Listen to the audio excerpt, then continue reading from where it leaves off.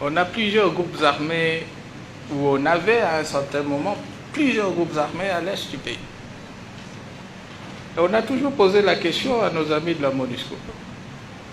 Citez-nous un seul groupe que vous avez eu à maîtriser, à éradiquer, parce que c'est ça le mot. Un seul.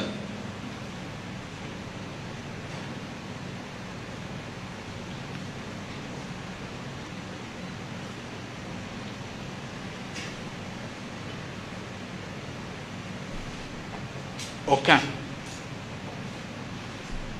Même les opérations en cours aujourd'hui, je parlais des opérations en cours, sont nos unités, les forces armées de la République démocratique du Congo.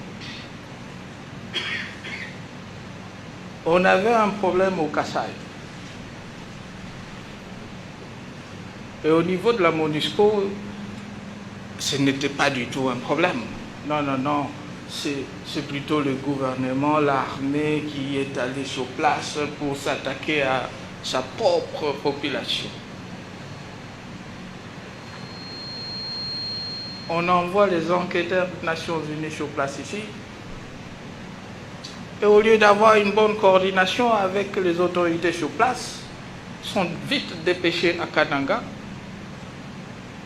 Et voilà, le pire est arrivé. Ils ont été décapités. Et de la manière la plus atroce. C'est seulement après cet incident que la MONUSCO s'est réveillée. Oui, oui, oui, finalement ces gens sont des bandits, de mauvais garçons.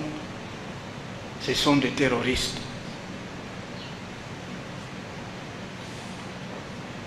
Et quand la population était aussi massacrée, et de la même façon,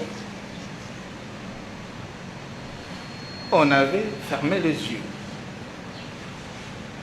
Là, c'était des gentils garçons.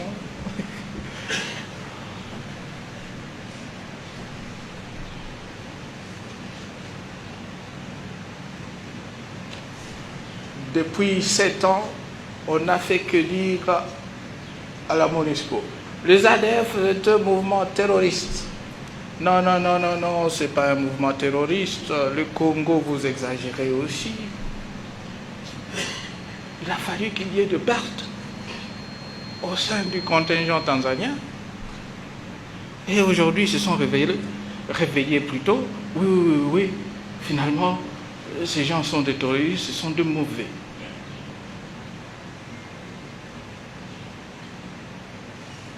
Et j'ai plein d'exemples.